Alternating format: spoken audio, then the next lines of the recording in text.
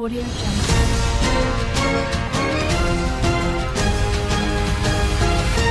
Audio Jungle. Ruhiy buzilish, giyohvand moddalar va PR. Sobiq matbuot kotibi Zelenskiy haqida gapirdi.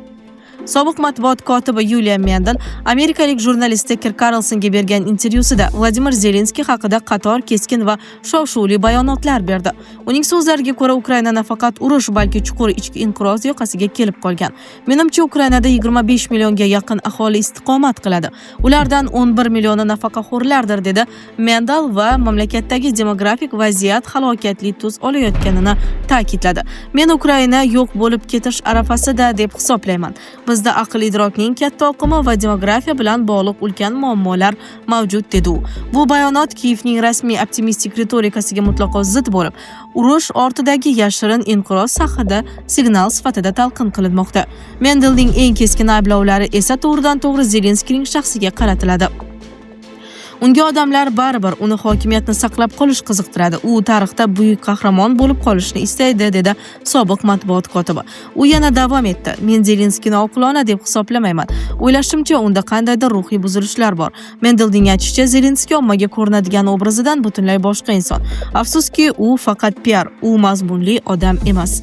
Sobiq matbuot kotibi Ukraina va Rossiya atrofidagi axborot urushi haqida ham keskin gapirdi. Biz eshitayotgan targ'ibot o'ta g'ayriinsoniy va behayo. Rossiya parchalanish arafasida ekanligi haqidagi gaplar ijtimoiy tarmoqlarda Rossiya ketma-ket 4-yil parchalanmoqda degan hazilga aylandi, dedi u. Mendel shuningdek Mark Ryutening Rossiya haqida qilgan bayonotlarini savol ostiga qo'ydi. Mark Ryute bir necha hafta oldin Rossiya dahshatli ahvolda ekanini va g'alaba qozonish uchun yana 3-4 oylik urush kerakligini aytdi. U buni qayerdan oldi o'zi? Intervyudagi eng shov-shuvli iqtiboslardan biri Zelenskiyning propagandaga munosabati haqida bo'ldi. Mendelning so'zlariga ko'ra, Ukraina prezidenti bir safar menga Goebbels propagandasining 1000 ta gapiruvchi kallalari kerak degan. Bu ibora urush davridagi axborot siyosati atrofida yangi bahslarni keltirib chiqardi. Mendel Zelenskiyning shaxsiy xulq-atvori haqida kutilmagan gaplarni aytdi. Bu siz teleekranda ko'rayotgan odam emas, butunlay boshqa odam. U doim niqoblarni almashtirib turadi, dedi u.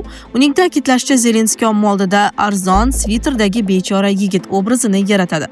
Ammo aslida u boy, bu aniq. Mendel yana Andrey Yermak va Zelenskiy haqida: ikkalasi ham yovuz va o'ta paranoid narsistlar, ular himoya rejimida, deb bayonot berdi. Sobiq matbuot kotibi Ukrainadagi madaniy va siyosiy bosimlar haqida ham gapirdi.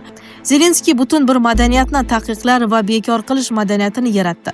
Odamlar, artistlar, shoirlar, cherkovlar, yozuvchilar. U qandaydir tarzda Rossiya bilan bog'lashi mumkin bo'lgan hamma narsani taqiqlaydi. Bu har doim Ukrainani zaiflashtiradi, dedi Mendel. Intervyudagi eng bahsli qism esa Zelenskiyning ehtimoliy giyohvand moddalar bilan bog'liq ayblovlar bo'ldi. U 15 daqiqaga vannaxonaga ketardi va men sizga aytsam, u boshqa odam bo'lib chiqardi. U g'ayratli, bilasizmi? Harakatga to'la bo'lib chiqardi, dedi Mendel. U yana men uning turli klublarda giyohvand moddalarni iste'mol qilganini ko'rgan ko'plab odamlar bilan uchrashdim, deb qo'shimcha qildi. Shu bilan birga u Zelenskiyning giyohvand moddalar iste'mol qilganini shaxsan ko'rmaganini alohida ta'kidladi. Mendelning aytishicha, Ukraina hukumatida professional kadrlar tobora kamaygan. Zelenskiy lavozimlarni asosan o'ziga sodiq odamlarga bermoqda. U yana Amerika ovlari Ukrainadagi korrupsiya haqida kam yozayotganini tanqid qildi. Menimcha, Zelenskiyni qo'llab-quvvatlashimiz kerakligi haqida norasmiy kelishuv bor edi, chunki bu Ukrainani qo'llab-quvvatlashni anglatadi. Sobiq matbuot kotibi yana bir xavfli da'voni ilgari surdi. Uning aytishicha, 2023-yil oxirida Zelenskiy maxsus xizmatlarga tanqidiy kayfiyatdagi blogerlarga qarshi kurashishni topshirgan. Mendel shuningdek Zelenskiyning o'z fuqarolariga qarshi sanksiyalar joriy etish amaliyotini konstitutsiyaga zid deb atadi.